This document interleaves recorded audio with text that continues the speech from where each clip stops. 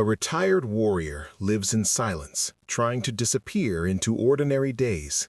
But on a night when shadows stretch long across a millionaire's estate, the earth itself begins to speak. A faint whimper, barely audible, cuts through expensive silence.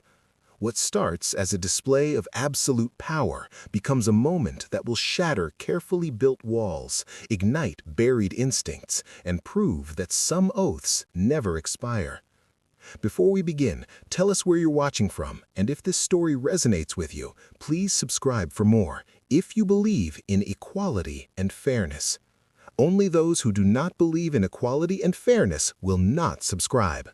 3 miles away, in a house that wouldn't impress anyone, Jack Reynolds sat in near darkness. His home was small, functional, the kind of place that held only what was needed and nothing that wasn't. No photographs on walls, no trophies gathering dust, just clean lines, empty counters, and the particular quiet of a man who had learned that noise didn't always mean company. Jack was 42, but looked older in certain lights, younger in others. His hair was military short, showing gray at the temples. His face was weathered, not from sun, but from years of sleeping in places where comfort wasn't guaranteed and tomorrow wasn't promised. Broad shoulders, compact strength, hands that looked like they'd built things and broken things in equal measure. But it was his eyes that told the real story. Pale blue, steady, with a particular stillness of someone who had learned to watch for threats in every shadow and found them often enough to never stop looking. He'd been a Navy SEAL for 12 years, Fallujah, Kandahar, places whose names he didn't say aloud anymore. He'd come home with medals he kept in a drawer and skills that didn't translate to civilian resumes. Now he worked logistics for a shipping company, a job that required discipline rather than display, where he could disappear into routine and no one asked questions about the scars on his knuckles or why he never slept past 0500. He'd convinced himself this was enough, that invisibility was its own kind of peace. Then the wind changed direction. It was faint at first, barely more than a whisper carried across empty lots and chain-link fences. But Jack's hearing had been trained in places where the difference between a branch snapping and a rifle bolt sliding meant life or death. A sound reached him, strangled, desperate, animal. A whimper, buried beneath earth. Jack's body reacted before his mind caught up, muscles tensed, breathing slowed, his vision sharpened the way it always had when the world turned hostile. Every instinct he'd tried to bury for 3 years snapped awake like a circuit reconnecting. He stood, moved to the window, listened. There it was again, muffled, fading. He didn't weigh options or calculate risk. He didn't think about consequences or legal boundaries. Those were luxuries for people who had never heard a comrade choking on their own blood while waiting for extraction. Some oaths didn't have expiration dates. Jack grabbed his jacket and moved toward the door, a shadow crossing the threshold into a night that was about to teach a millionaire a lesson he should have learned long ago. Predators recognize each other, and Edward Holt had just invited one into his garden.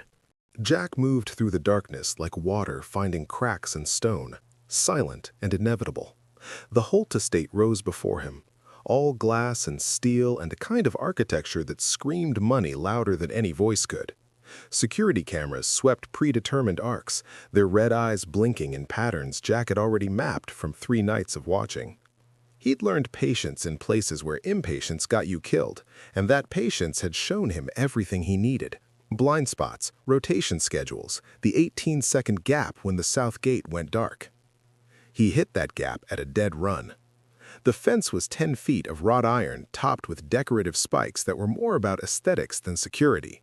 Jack's hands found purchase between the ornamental scrollwork, and he pulled himself up with the kind of economy that came from scaling compound walls in Kandahar. No wasted motion, no sound, just smooth, practiced efficiency that made gravity look negotiable. He cleared the top and dropped into a crouch on manicured grass that probably cost more to maintain than his monthly rent. The first guard never saw him coming. The man was mercenary stock, the kind of contractor who wore tactical gear to feel dangerous and collected paychecks to pretend he was.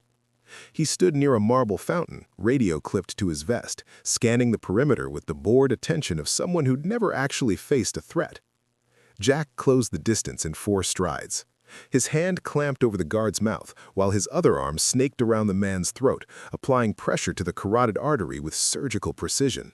No crushing, no breaking, just 12 pounds of force in exactly the right place for exactly 8 seconds.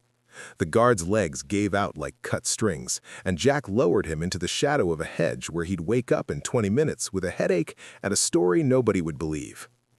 The second guard was smarter, turning at the sound of fabric rustling, hand already moving toward his sidearm. Too slow. Jack's body became a weapon the way it had been trained to, compact strength uncoiling like a spring. He closed the gap before the gun cleared leather, redirecting the draw with one hand while his other drove a short, brutal strike into the guard's solar plexus. Air exploded from the man's lungs. Jack swept his legs, guided the fall, and applied the same measured pressure to the same artery.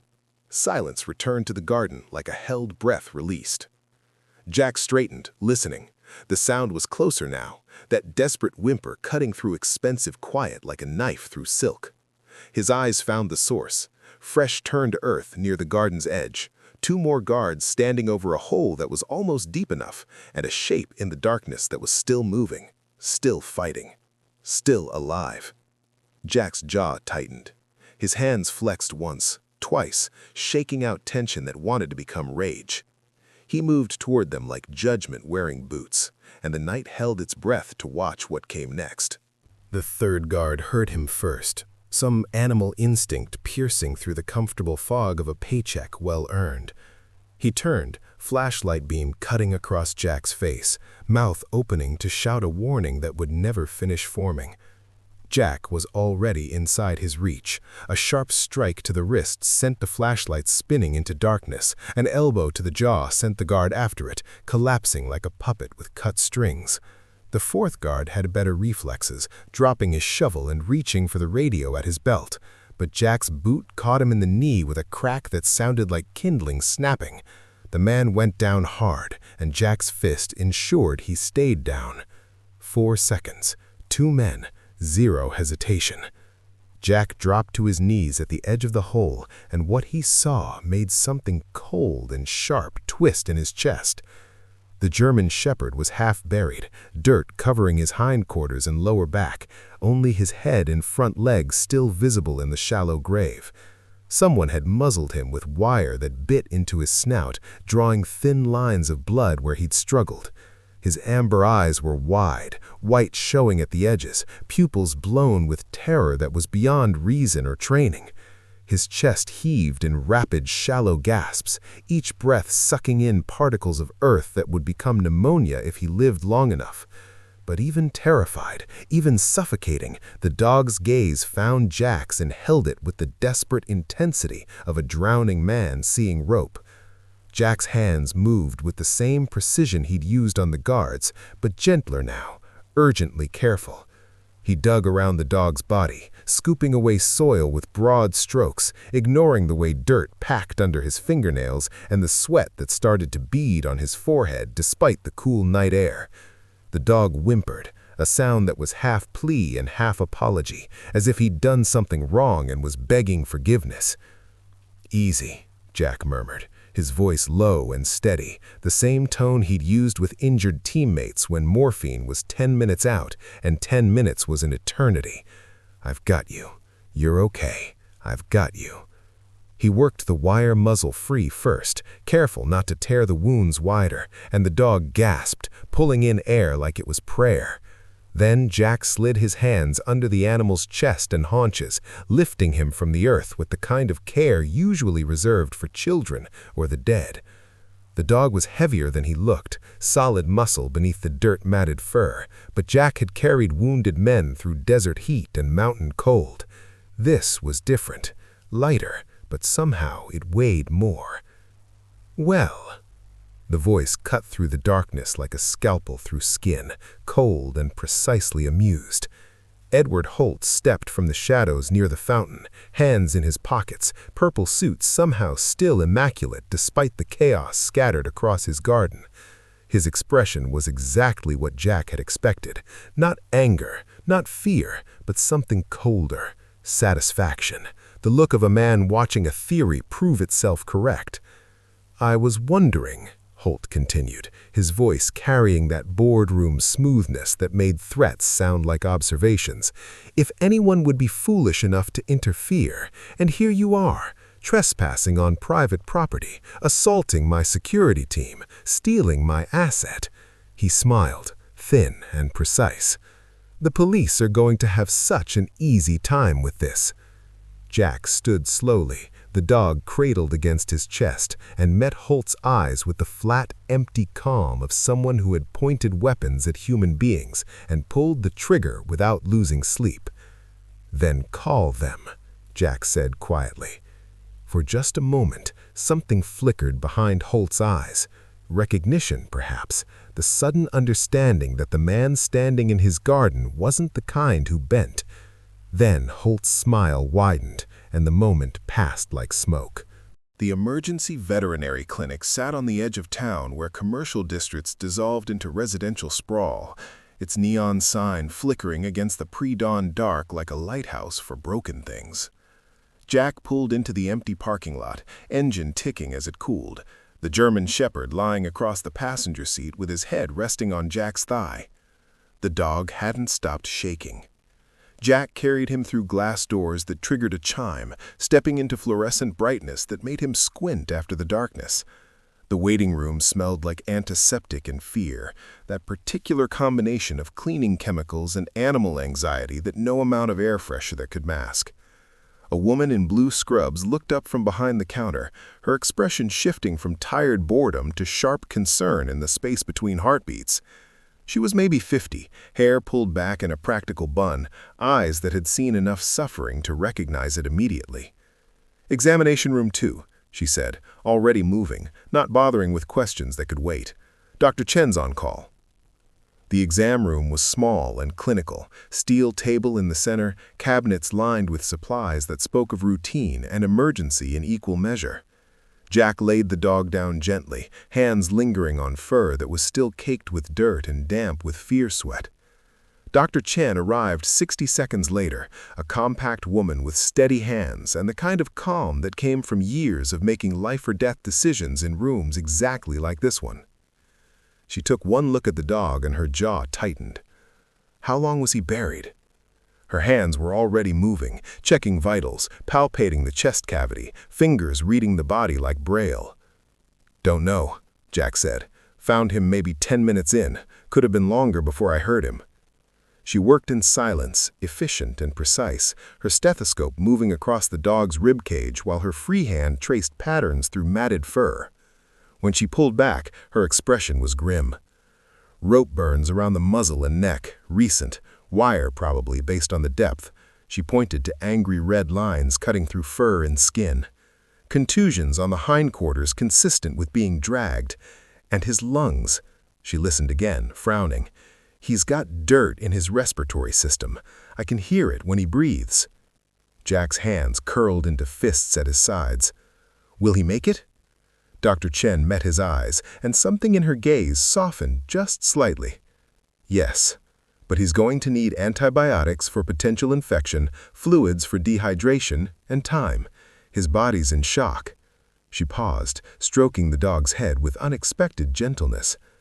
"What happened to him?" "Someone decided he wasn't useful anymore."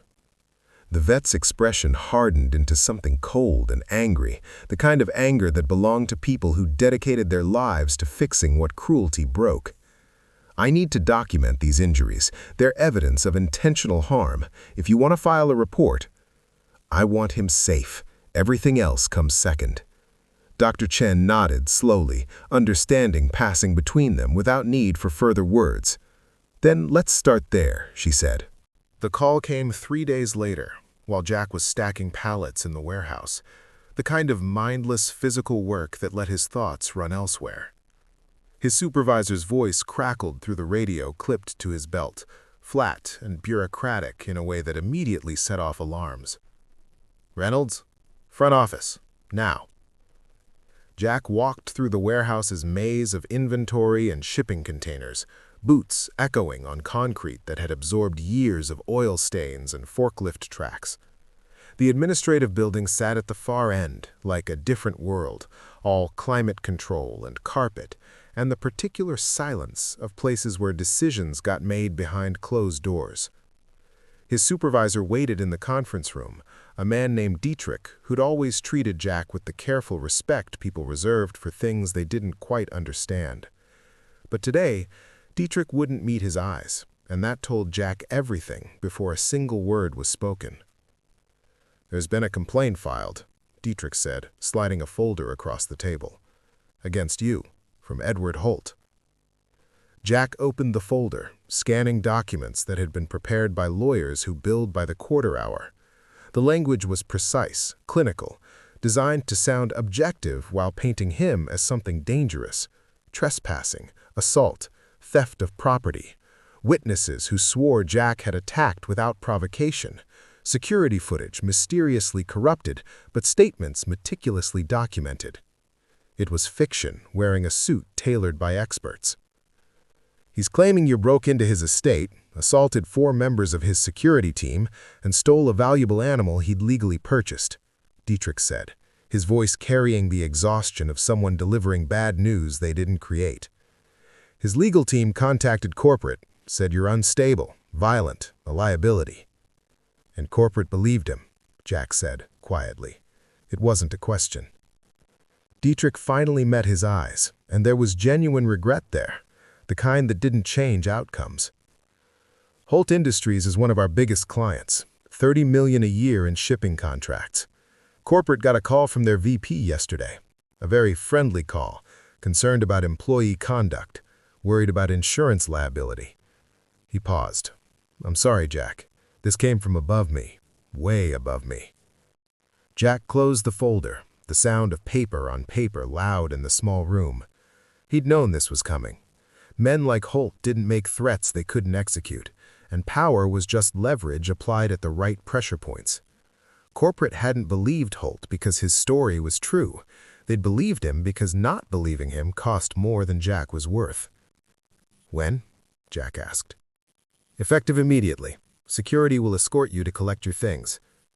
Dietrich stood, awkward and uncomfortable. "For what it's worth, you've been a good employee, best we've had in logistics, but my hands are tied."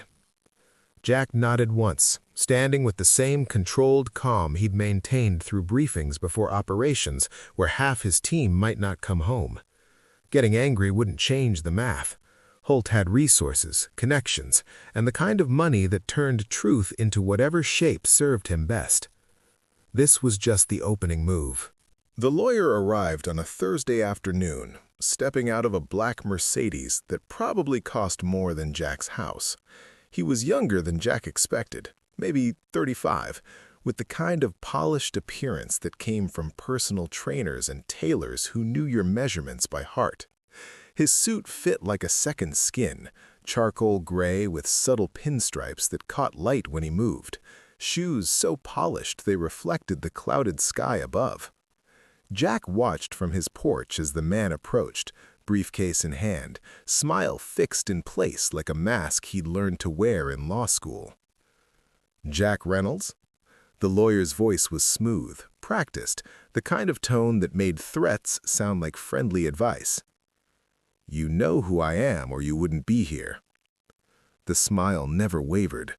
"My name is Marcus Brennan. I represent Edward Holt and Holt Industries." He pulled a business card from his jacket pocket with the fluid motion of someone who'd performed the gesture 10,000 times. Embossed lettering, gold trim, a law firm whose name suggested legacy and expense in equal measure. Jack didn't take the card. Brennan's smile tightened just slightly, the first crack in the professional veneer. He slipped the card back into his pocket with the same smooth efficiency. "May we speak inside? This is a matter best discussed privately." "We can talk right here." A pause, recalculation behind eyes that were probably blue but looked gray in the afternoon light. Brennan set his briefcase on the porch railing, opening it with practiced precision. He withdrew a document thick enough to be impressive, bound in legal blue. Mr. Holt is prepared to file a civil suit against you for damages incurred during your unlawful entry onto his property, assault and battery against 4 security personnel, theft of a registered animal valued at $12,000, emotional distress, reputational harm. He held the document like it was evidence in a trial that had already concluded. The total claim is $2.3 million. Jack's expression didn't change. He'd faced mortar fire and IEDs. A man in an expensive suit didn't register on the same threat scale. Mr. Holt is willing to forego litigation under certain conditions, Brennan continued, his voice dropping into what was probably meant to sound reasonable. You return the animal, you sign a non-disclosure agreement, you agree never to contact Mr. Holt or reference this incident publicly, and you leave the state within 30 days. He paused for effect. In exchange, he'll consider the matter closed. And if I don't? The lawyer's smile finally dropped, replaced with something colder and more honest. Then we bury you. We file in civil court where the standard is preponderance of evidence, not reasonable doubt. We tie you up in depositions and hearings until you're bankrupt from legal fees alone. We put liens on this property. We garnish whatever wages you manage to earn. He stepped closer, lowering his voice. Mr. Holt has resources you can't imagine and patience you can't outlast. This isn't a fight you can win. Jack met his eyes with the flat, empty calm of someone who'd already decided which hills were worth dying on. Tell Holt I'm keeping the dog. Brennan stared at him for a long moment, then collected his briefcase with sharp, angry movements. You're making a mistake. Wouldn't be my first. The toolbox sat in the back of Jack's closet, buried under winter clothes and memories he'd tried to forget. It was military issue. Olive drab steel with his name stenciled on the side in letters that had faded from black to gray. He hadn't opened it in 3 years, not since the day he'd turned in his trident and walked away from the only life he'd ever been good at. He carried it to the kitchen table, the weight familiar in a way that made something tight settle in his chest. The latches opened with a metallic click that sounded too loud in the quiet house. Inside was everything he'd sworn he wouldn't need again. A compact tactical flashlight that could illuminate or blind, depending on necessity. Zip ties in 3 sizes, a ceramic folding knife that wouldn't trigger metal detectors, lockpicks wrapped in oiled cloth, a portable signal jammer no bigger than a deck of cards, and nestled in custom foam cutouts, a collection of surveillance equipment that was technically legal to own, but definitely illegal to use the way Jack had been trained. He selected a camera the size of a coin, matte black casing designed to disappear against dark surfaces. Military grade, wireless transmission, battery life of 72 hours. He'd used similar devices in Kandahar to monitor supply routes and enemy movements, placing them in shadows where eyes couldn't follow. The German shepherd watched from his bed in the corner, amber eyes tracking Jack's movements with the focused attention of something that understood when serious work was happening. The dog had recovered quickly over the past week, the shaking replaced by cautious confidence, the terror in his gaze giving way to something steadier. Jack had named him Ranger because it seemed to fit, and because the dog responded to it with the kind of recognition that suggested he'd worn a name like it before. Jack knelt beside him, running his hand along the dog's collar, checking the fit and condition. It was nylon, simple, black, with a metal ring for leash attachment. Perfect. He works the camera free from its housing, using a jeweler's screwdriver to expose the mounting bracket. The device was designed for flexibility, able to attach to clothing, vehicles, or structures with adhesive backing that could hold through weather and movement. He positioned it on the underside of Ranger's collar, nestled against the nylon where it would be invisible unless someone specifically looked for it. The dog sat perfectly still, patient in the way working animals learn to be, as if he understood this was important. Jack pulled out his phone, opening the companion app and watching as the feed connected. The image was crystal clear despite the camera's size, wide-angle lens capturing everything Ranger saw with startling detail. "Good boy," Jack murmured, testing the angle, making sure the mount was secure. He sat back, looking at the equipment spread across his table, then at the dog watching him with trust Jack wasn't sure he'd earned. Holt thought this was over, thought money and lawyers and pressure applied to the right places meant victory. He was wrong. Jack had spent 12 years learning how to hunt men who thought themselves untouchable, and those skills didn't expire just because he'd traded fatigues for civilian clothes. Jack walked through the front gate this time. No shadows or subterfuge, just a man approaching another man's property in broad daylight. Ranger walked beside him on a loose leash, calm and steady, the camera hidden beneath his collar capturing everything in silent digital clarity. The gate was open, almost inviting, as if Holt had been expecting this, probably had been. Men like him understood power dynamics the way predators understood territory, and they knew when someone was coming to negotiate surrender. Security personnel watched from their positions near the main house, the same tactical gear and expensive weapons, but different faces. Holt had replaced the men Jack had put down with fresh contractors who probably came with warnings about the unstable veteran who'd infiltrated the property. Their hands stayed near their sidearms but didn't draw, not yet. Jack kept his pace measured, unhurried, his body language carefully neutral in a way that required more discipline than aggression ever had. This was the performance, the apparent capitulation, the moment where he let Holt believe he'd won.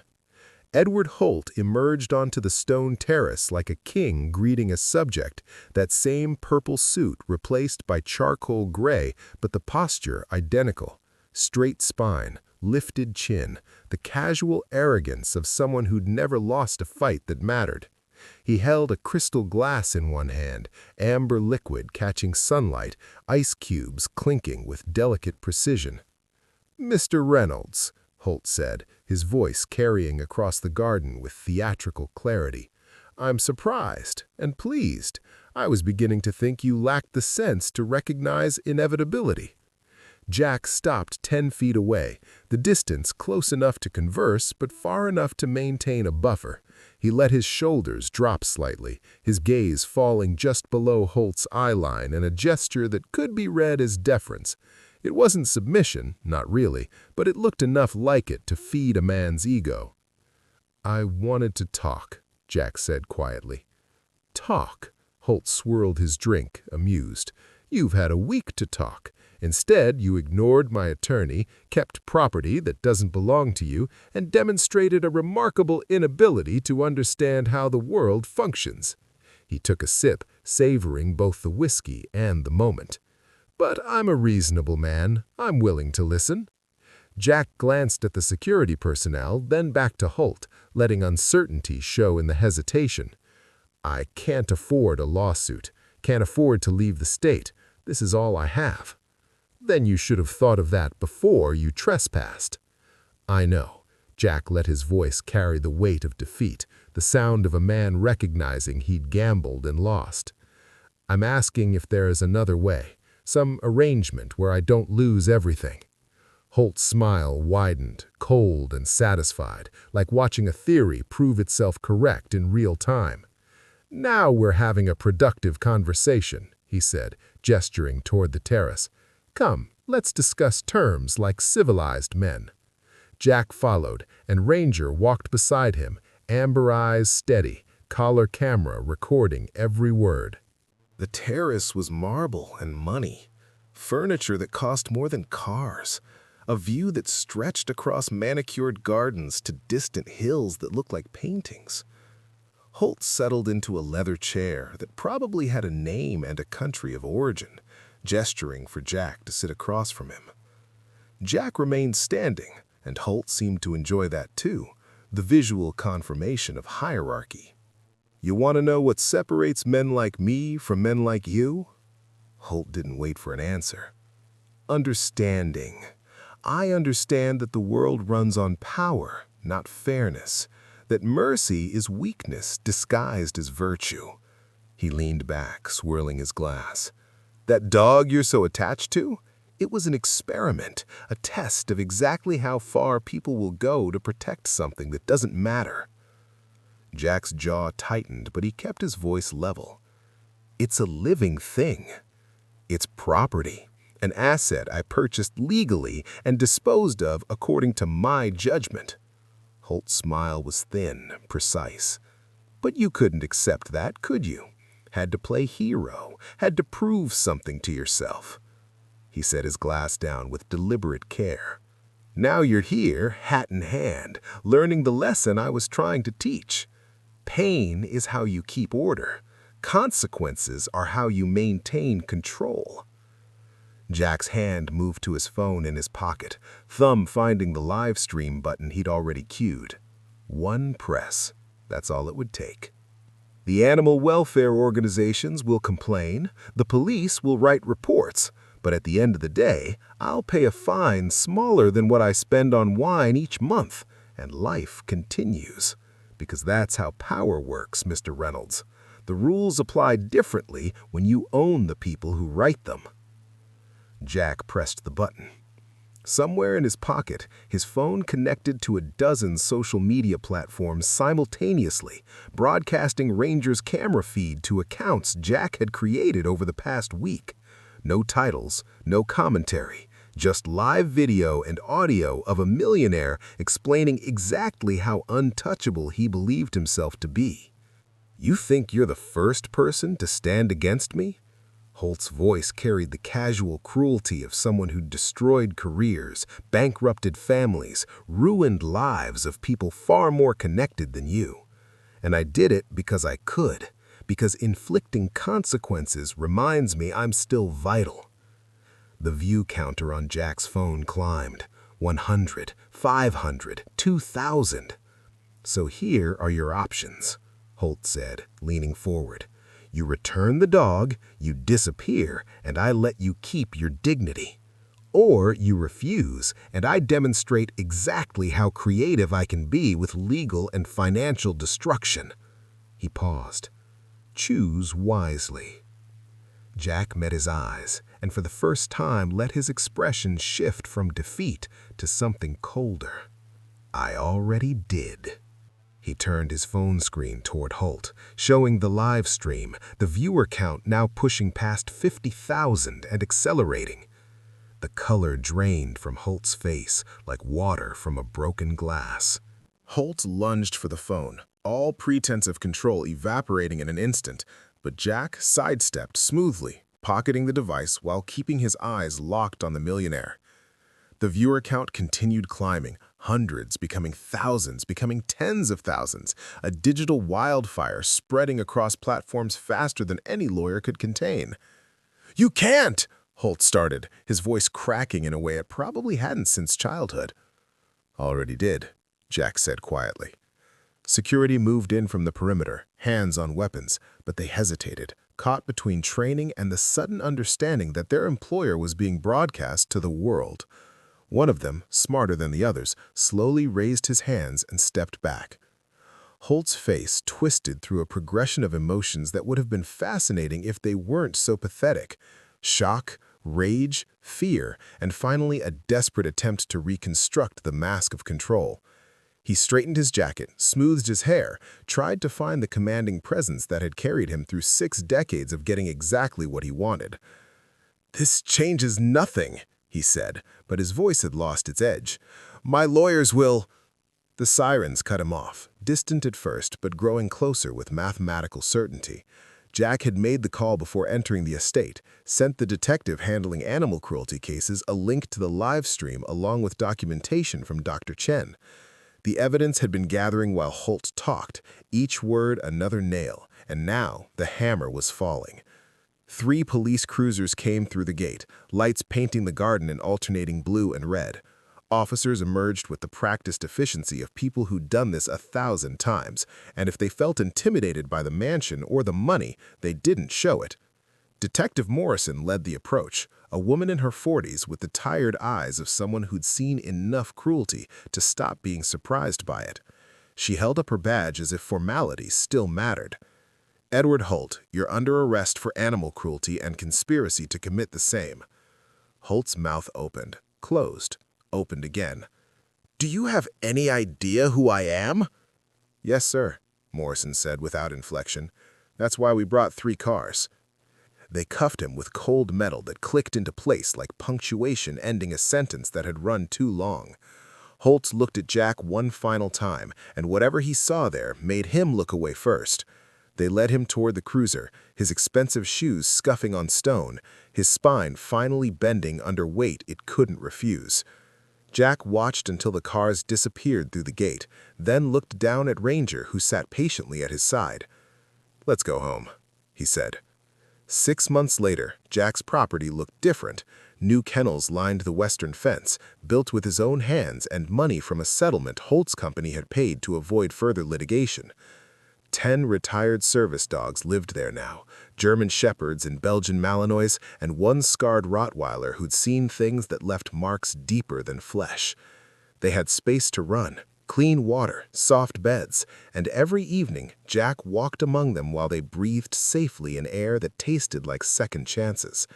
Ranger walked beside him always, amber eyes clear now, the camera long removed from his collar. Some missions didn't end when you thought they would. Sometimes they just became different wars worth fighting.